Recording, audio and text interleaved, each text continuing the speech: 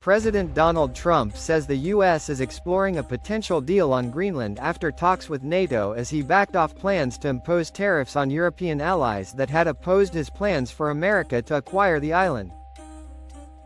On social media, Trump said a very productive meeting with NATO's leader had led to the framework of a potential agreement over Greenland and the Arctic.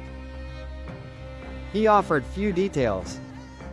NATO also described the meeting as very productive, and said discussions on the framework mentioned by Trump would focus on ensuring Arctic security. Earlier, Trump told the World Economic Forum in Davos that he would not use military force but wanted talks to secure ownership of the territory. On Truth Social on Wednesday, the U.S. president said, "We have formed the framework of a future deal with respect to Greenland and, in fact, the entire Arctic region. This solution, if consummated, will be a great one for the United States of America, and all NATO nations."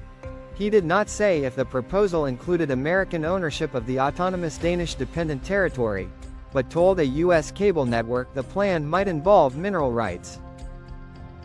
Further information would be made available as discussions progress, Trump said on Truth Social. Secretary of State Marco Rubio and Special Envoy Steve Witkoff would report directly to him, he added, as negotiations continued. Danish Foreign Minister Lars Løkke Rasmussen said in a statement, "The day is ending on a better note than it began." He added, "Now, let's sit down and find out how we can address the American security concerns in the Arctic while respecting the red lines of the Kingdom of Denmark." In the hours that followed, some details trickled out. Trump told CNBC that the possible deal could last forever, and might involve mineral rights and the planned Golden Dome missile defense system, which Trump has envisioned as a shield of interceptors and detectors spanning land, sea and space to protect the U.S. from long-range missile strikes. Along with Greenland's strategic location, the Trump administration has spoken about its vast and largely untapped reserves of rare earth minerals, many of which are crucial for technologies including mobile phones and electric vehicles.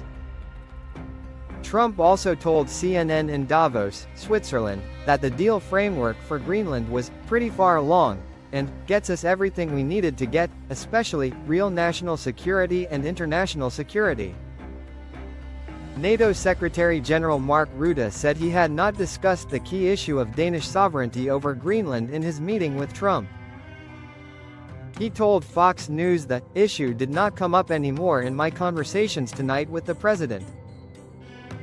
Trump had previously dismissed the idea of leasing Greenland, saying that, "You defend ownership, you don't defend leases." NATO spokeswoman Alison Hart said in a statement that during the meeting, Trump and Rutte had discussed the critical significance of security in the Arctic region to all allies, including the United States.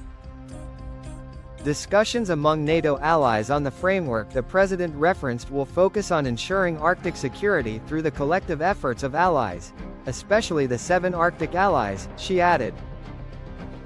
Negotiations between Denmark, Greenland, and the United States will go forward aimed at ensuring that Russia and China never gain a foothold economically or militarily in Greenland.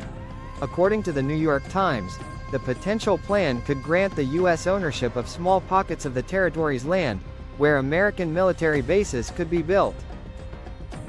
Officials who attended a NATO meeting on Wednesday told the newspaper the suggested arrangement would be similar to UK bases on Cyprus, which are part of British overseas territories.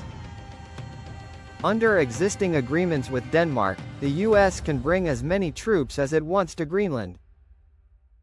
It already has more than 100 military personnel permanently stationed at its Pittafik base in the northwestern tip of the territory. Trump had been threatening to place a 10% tariff on any and all goods sent from the UK to the US from the 1st of February, increasing to 25% from the 1st of June, until a deal was reached for Washington to purchase Greenland from Denmark. The same would apply to goods from Denmark, Norway, Sweden, France, Germany, the Netherlands and Finland, all of which are members of NATO, the defense alliance founded in 1949. The US president dropped that threat on Wednesday after the talks with Rutte, saying in his post on Truth Social that he would cancel imposing the new levies. Based upon this understanding, I will not be imposing the tariffs that were scheduled to go into effect on February 1st. In his speech to the World Economic Forum in Davos on Wednesday, Trump said he was seeking immediate negotiations to acquire Greenland, but insisted the US would not take the territory with force. "We probably won't get anything unless I decide to use excessive force.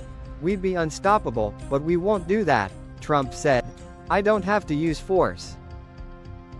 I don't want to use force. I won't use force." He also urged world leaders to allow the US to take control of Greenland from Denmark, saying, "You can say yes and we will be very appreciative. Or you can say no and we will remember." In his own speech at Davos a day earlier, French President Emmanuel Macron criticized Trump's previous threat of import taxes. He said an endless accumulation of new tariffs from the US was fundamentally unacceptable. Macron was among those urging the EU to consider retaliatory options against new US levies. In his speech, Trump took aim at Macron, saying France had been screwing the US for decades. The US president also took a swipe at Canadian Prime Minister Mark Carney, who urged middle powers, such as Australia, Argentina and his own country to band together when he spoke at Davos a day earlier. In response, the US president accused Carney of being ungrateful to the US.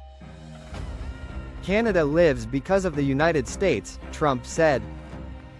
"Remember that, Mark, the next time you make your statements."